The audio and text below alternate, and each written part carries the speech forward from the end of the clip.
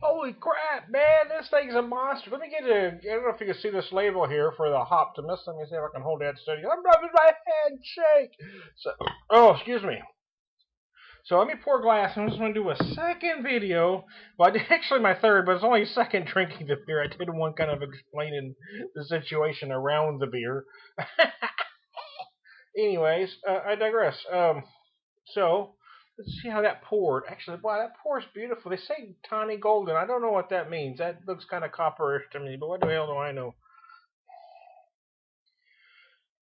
Living vicariously through others is a sad compromise, meant only for rank amateurs and subpar international loggers. Rather, we all might profit from the principled example of Optimus. Optimus, which lives vicariously, audaciously, and capriciously. Wow, I can't believe I got all them words out. Through itself. With a snarky hop character that is blatantly unrepentant, Optimus ensures that meek palates surely will not inherit the earth they ain't getting. I'll tell you that right now. Malt, special pale, hops. 4 editions of nugget. Okay, yeah, that's a different flavor I'm getting. It's a nugget. Late edition of Cascade, dry hop with Cascade.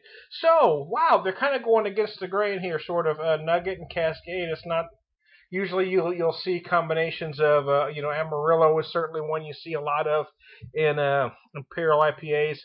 The recent crop, Citra, Simcoe, El Dorado seem to be current faves, but this one's kind of going old school on you with some Nugget and Cascade.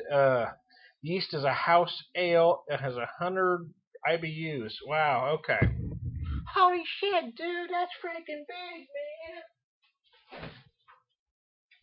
man. Oh. So, yeah, anyway, I was kind of telling the story.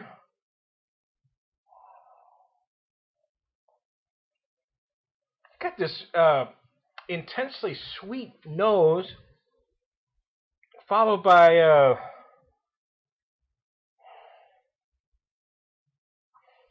it's wow. Hold on a sec. I'm gonna come up with this here. You get the sweet malty nose, and then these gosh, I don't know what that is. I mean, I'm getting some grapefruit, I'm getting some pine, but there's some fruit stuff going on that I haven't quite deciphered. In the body, I certainly get some stone fruit, apricot and peach specifically.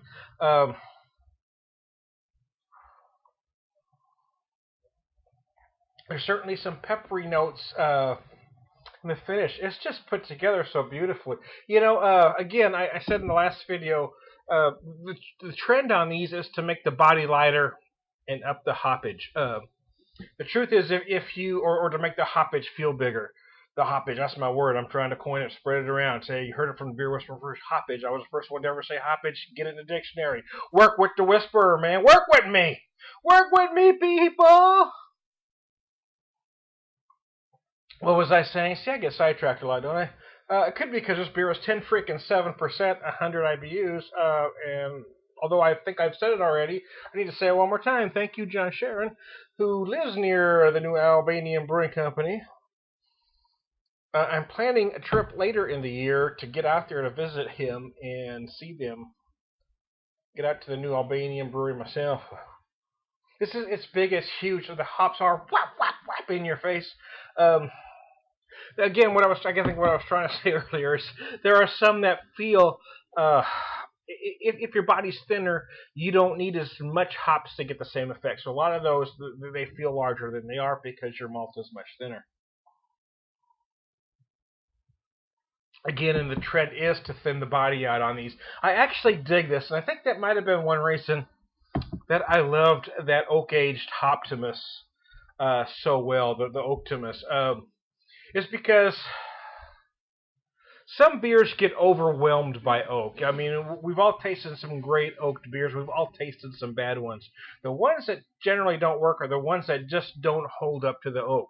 If your body is too thin, it's going to be overwhelmed by that oak. That oak is just gonna take it over. What you need is a beer like this that has enough.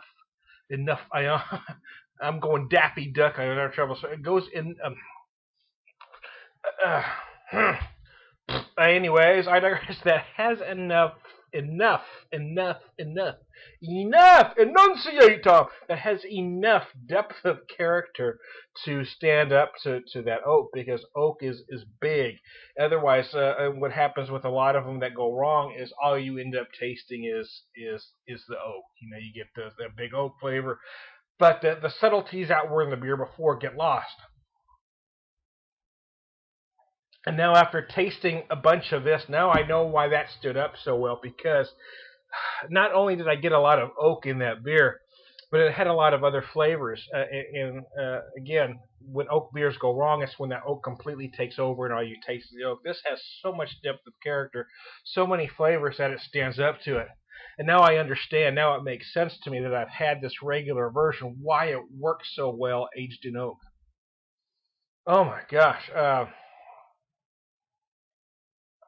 So the burning question on every beer geek's mind: how good is it, Tom? Well, I don't give letter grades. Y'all know that. For me, it's a buy again or not buy again. This is obviously a buy again, but the question the question you're asking, or what you want me to answer, is how does it stack up against the big IPAs, Imperial IPAs? Would I put this in the same league as a Heady Topper or a Hop Slant or a Hoptimum, or I mean, I haven't had the Pliny the Elder, so I can't make that comparison. But as far as those that I've had, does it belong in that same conversation? Yes, it does. And I can already tell you what the argument is going to be. For me, I'm going to say yes, because it is intensely hoppy, but it has more character than most, which is why I think it belongs here. And I tell you that the argument against it's going to be that I think with the current trend, I think it's going to go across age lines, to be honest with you. Younger palates tend to like those thinner bodied hop beers. They also tend to like the more trendy hops. Citra, Simcoe, Eldorado, that impart more of a tropical-esque, while Nugget, Cascade give you a whole different spectrum altogether. So, is it a quality beer? Absolutely. So for that reason, and that reason alone, it certainly belongs with those beers. But for those, again, I think it's going to go across age lines. If there's ever a blind tasting, those that are going to love it are probably going to be closer to my age, that appreciate the viscosity of this beer. I think those that prefer those others that I mentioned, the Pliny or the Heady Topper, are going to be folks that probably like a slightly thinner viscosity, that maybe like a different hop profile than this one's got going on. This one certainly gives you some grapefruit that you expect. Heavy pine, big peppery notes, some sweet fruit, definitely some oh, I don't want to say bready malt, because there's something else I'm going for here. Well, maybe. No, I don't even want to say biscuity, because it's not quite that either. But there's something else, man. I still haven't quite got it. So anyway, thanks again, John. It's a fantastic beer.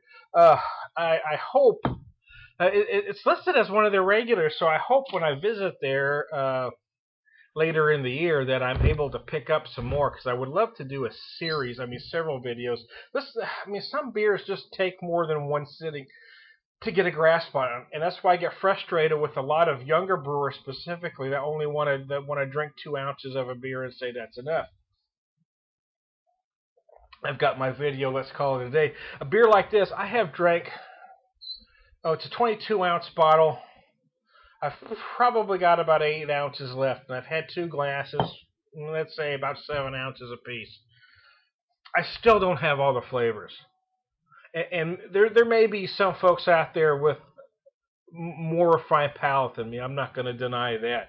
But I know for a fact you're not going to taste everything this beer has to offer in 4 ounces. You're not even going to do it in 6 or 8. One sitting, you're not going to get everything.